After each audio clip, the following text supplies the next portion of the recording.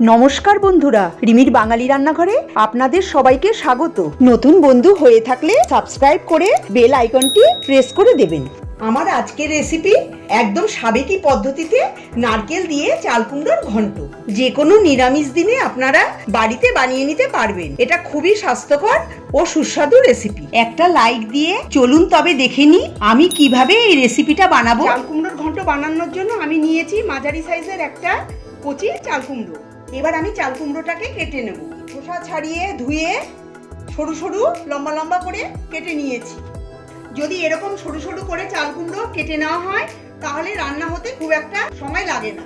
কড়াই গরম করে দিয়ে দিচ্ছি 2 টেবিল চামচ সর্ষের তেল। এই রান্নাটা আমি সর্ষের তেলেই করব। তেলটা ভালো করে গরম করে নিয়ে দিয়ে দিচ্ছি একটা শুকনো লঙ্কা। শুকনো লঙ্কাটাকে আমি একটু ফাটিয়ে দিয়েছি। আর দিচ্ছি হাফ চা চামচ কালো জিরে। এবার লো ফ্লেমে আমি কিছু সময় ফোড়নটাকে ভেজে নেব। যখন ফোড়নের থেকে সুন্দর একটা গন্ধ বেরোতে শুরু করবে তখন আমি দিয়ে দেব সরু সরু লম্বা লম্বা করে কেটে রাখা চাল কুমড়ো। চাল কুমড়োটা দিয়ে আমি তেলের সঙ্গে নাড়াচাড়া করে নেব। আর মিডিয়াম ফ্লেমে 1 থেকে 2 মিনিট আমি চাল কুমড়োটাকে ভেজে নেব।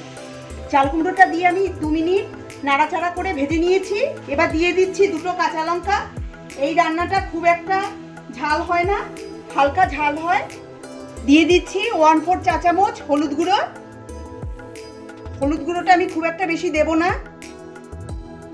হলুদ গুঁড়োটা দিয়ে ভালো করে মিশিয়ে দেব। দিয়ে দিচ্ছি স্বাদমতো লবণ। এই রান্নায় লবণ কিন্তু কমই লাগে। লবণ দিয়ে ভালো করে মিশিয়ে দেব। দেখুন চাল কুমড়ো থেকে এখনই জল বেরোতে শুরু করেছে। এই জলেই চাল কুমড়োটা সেদ্ধ করে নেব। চাল কুমড়োতে নিজেরই জল থাকে, তাই আলাদা করে জল দেওয়ার দরকার নেই। লবণটা দিয়ে ভালো করে মিশিয়ে দিয়েছি। এরপর ঢাকা দিয়ে লো ফ্লেমে চাল কুমড়ো সেদ্ধ হতে দেব। আর এই ঢাকা দিয়েই চাল কুমড়োটাকে রান্না করে নিতে হবে।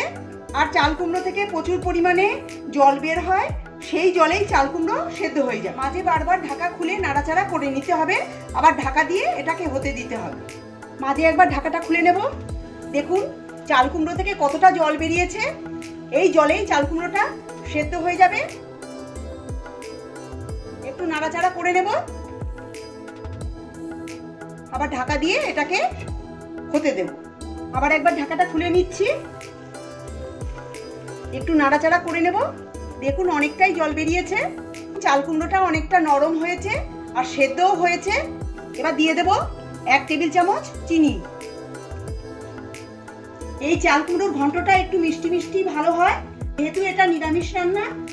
তবে আপনারা লবণ আর চিনির স্বাদটা নিজেদের স্বাদ অনুযায়ী ব্যবহার করবেন। চিনিটা দিয়ে ভালো করে মিশিয়ে দিয়েছি। এবার ঢাকা বন্ধ করে লো ফ্লেমে 1 থেকে 2 মিনিট এটাকে হতে দেব। 2 মিনিট পর ঢাকাটা খুলে নেব। চাল কুমড়োটা পুরোপুরি সেদ্ধ হয়ে গেছে, জলটাও প্রায় শুকিয়ে এসেছে। সবার শেষে দিয়ে দেব 1 কাপ নারকেল কোড়া। নারকেল কোড়াটা দিয়ে ভালো করে মিশিয়ে দেব। মোটামুটি যখন রান্নাটা হয়ে আসবে শেষেই নারকেল কোড়াটা দিতে হবে। নারকেল কোড়াটা দিয়ে চাল কুমড়োর সঙ্গে কিছুক্ষণ নাড়াচাড়া করব গ্যাসের ফ্লেম মিডিয়ামে করে, আর এতে জলটাও শুকিয়ে যাবে। নারকেল কোড়াটা দিয়ে আমি 3 মিনিট মিডিয়াম ফ্লেমে কষিয়ে নিয়েছি। জলটা একদম শুকিয়ে গেছে। রান্নাটা একদম রেডি।